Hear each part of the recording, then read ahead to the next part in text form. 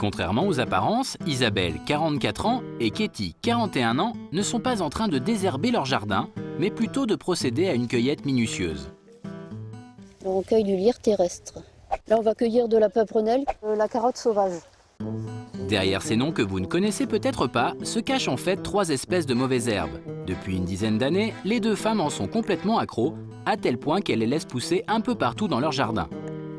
En fait, on fait le contraire des jardiniers. Nous, on va chercher des mauvaises herbes qu'on introduit dans notre jardin. Un choix d'alimentation un peu surprenant, d'autant que côté look, les mauvaises herbes sont loin de tenir le haut du panier. Maintenant, on a un panier bien rempli, donc il ne te reste plus qu'à les cuisiner. Aujourd'hui, les Français redécouvrent ces herbes mal aimées qui ont longtemps souffert de leur réputation. Elles sont certes difficiles à arracher et reviennent toujours au galop, mais en fait, elles n'ont de mauvaises que leur nom. On peut les cueillir dans nos jardins, sur le bord des routes, et côté prix, elles sont imbattables puisqu'elles ne coûtent absolument rien. Pour passer de là à là, il n'y a donc qu'un pas, mais visiblement les habitudes ont encore la dent dure. C'est bizarre quand même, hein. Ça a une sale tête, hein. Ça donne pas du tout envie. C'est vrai que le plantain n'a pas franchement bonne mine, mais pourtant ses feuilles sont délicieuses en salade. Quant au pissenlit, c'est fade, c'est pas bon du tout. Marion Kaplan est bionutritionniste. Pour elle, il est grand temps de redonner aux plantes dites sauvages leurs lettres de noblesse. Elles sont notamment très bien pourvues en vitamines A, B et C et en minéraux indispensables comme le magnésium, le calcium et le fer.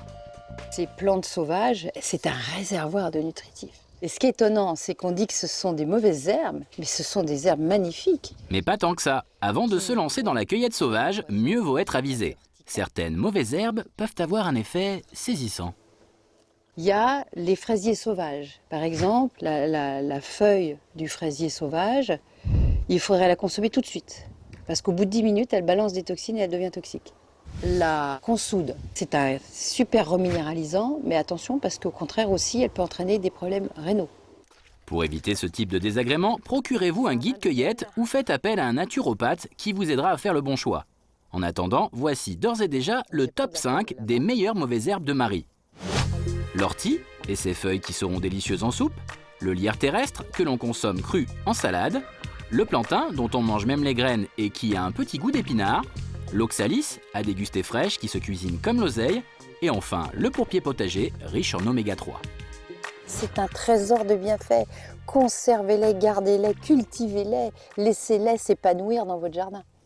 Et s'il vous en manque, pas de panique. L'avantage des mauvaises herbes, c'est qu'elles poussent n'importe où et qu'elles se replantent facilement. Allez en forêt avec votre panier et puis vous allez prendre vos orties, le plantain, l'oxalis, tout ça, le lierre terrestre, tout ça, ça pousse naturellement plutôt dans des zones ombragées. Puis après, vous pourrez le mettre dans votre potager ou à la limite même sur votre balcon. Hein. Pourquoi faire pousser que de la ciboulette alors qu'on peut faire pousser des plantes comme ça? On va faire une petite cueillette buissonnière.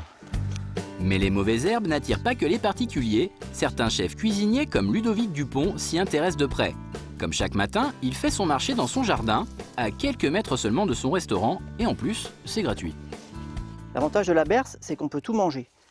Les graines et la tige également. Il y a 10 ans, Ludovic fait le pari fou d'ouvrir un restaurant gastronomique en remettant au goût du jour ces herbes oubliées qui tenaient jusqu'au milieu du 19e siècle une place importante dans notre alimentation. Cet amoureux de la nature trouve à chacune d'entre elles des propriétés insoupçonnées. La fleur, autant a une odeur désagréable, mais autant le fruit, quand on l'éclate, a un parfum exceptionnel. Et c'est vrai que cette petite arôme d'agrumes, c'est vraiment... Avec son goût d'orange, notre cuisinier se sert entre autres de la berce pour faire mariner ses viandes comme le canard. Mais les courses sont loin d'être finies, il doit maintenant cueillir quelques herbes pour préparer son poisson. Donc là, on va prendre un petit peu d'oxalis. Sans oublier, bien entendu, le rumex. Donc là, on va prendre les grandes feuilles. On en a suffisamment pour un beau petit poisson. Mais alors, que donnent ces herbes une fois préparées? Voici le filet de cendre en habit végétal. Pour réaliser cette recette originale, Ludovic a enroulé ses filets de cendre avec des feuilles de rumex, puis il les a farcis avec une préparation à base de crème fraîche, d'œufs et de feuilles d'oxalis et de rumex finement émincées. Il a ensuite entouré son poisson de papier sulfurisé et l'a fait cuire au four en papillote pendant 15 minutes à 180 degrés. L'oxalis a le petit goût citronné, le rumex a le goût d'oseille, épinard, et tout le parfum du rumex ainsi que de l'oxalis va imbiber le poisson, va pénétrer le poisson. Bon, si visuellement c'est réussi, il est temps de passer au verdict des papilles avec Mathieu qui vient ici pour la toute première fois. C'est un goût de feuille. C'est un petit goût d'épinard. Après, ce sont des plantes que je connais pas, donc ce sont des saveurs nouvelles et ça donne vraiment envie d'avoir un jardin d'herbes sauvages.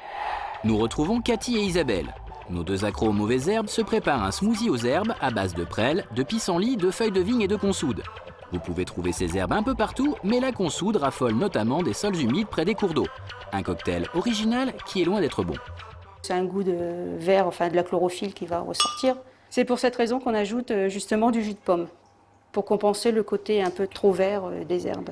Mais si les deux femmes en raffolent, c'est pour une toute autre raison. On dit que c'est l'équivalent d'une transfusion sanguine. Donc voilà. Même si Cathy va un peu fort, cette boisson est un véritable concentré de vitamines et d'acides aminés. Alors faites comme elle, n'attendez plus et dégustez vos mauvaises herbes à toutes les sauces.